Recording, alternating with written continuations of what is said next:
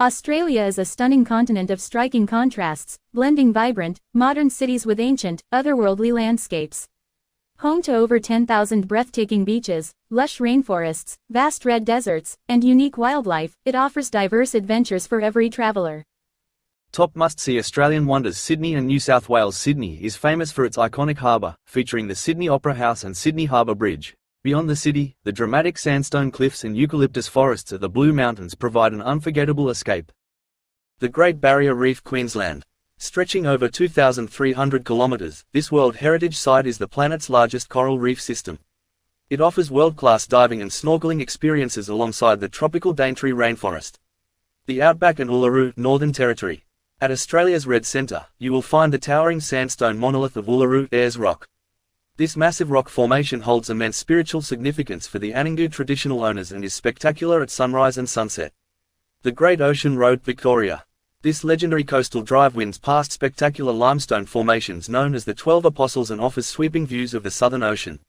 5. Tasmania. Separated from the mainland, Tasmania is an island state known for its wild, untouched beauty. It features the rugged, alpine landscapes of Cradle Mountain and is famously home to the unique Tasmanian devil. Australia's unparalleled beauty comes from its sheer geographical isolation and extreme climate diversity. This unique positioning allows it to host distinct, ancient ecosystems, like the Great Barrier Reef and the vibrant, sun-baked outback, alongside modern, nature-integrated cities and world-famous coastlines. The country's visual magic can be broken down into a few key elements. Epic natural contrasts. Australia features striking juxtapositions, from the crimson deserts and monolithic sands of the Red Centre like Uluru, to the lush, ancient tropical rainforests of the Daintree and the pristine white sands of the Whitsundays.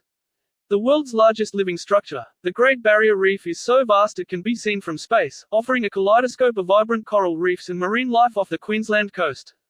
Unique wildlife. Because of millions of years of separation from the rest of the world, 80% of Australia's plants and animals are found nowhere else on Earth, making encounters with kangaroos, koalas, and unique birdlife feel like stepping into a different world.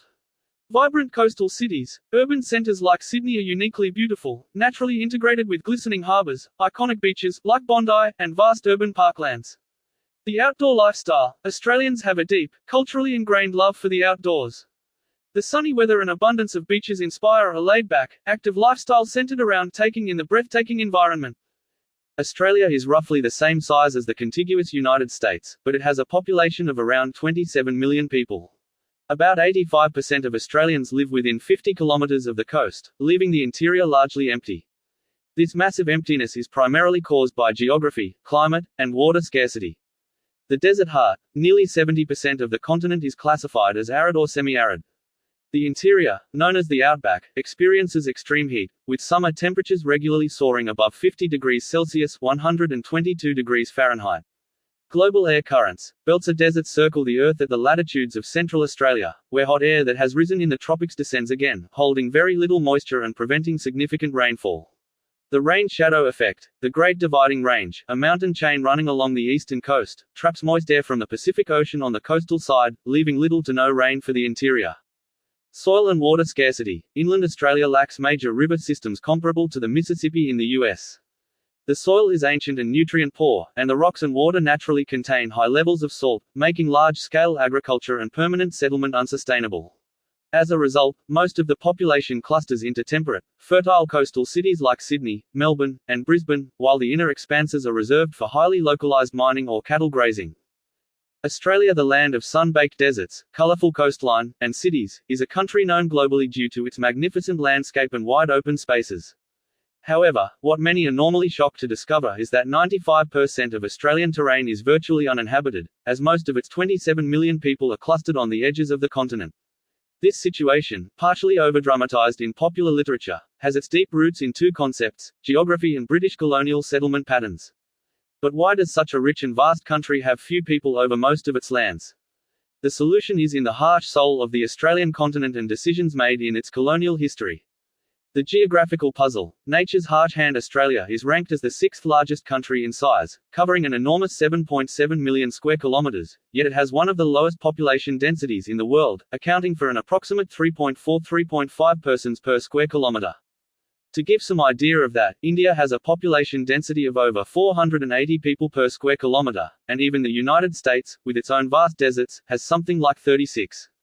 The outback is in the middle of Australia. The name brings to mind pictures of red earth, empty skies, and arid beauty.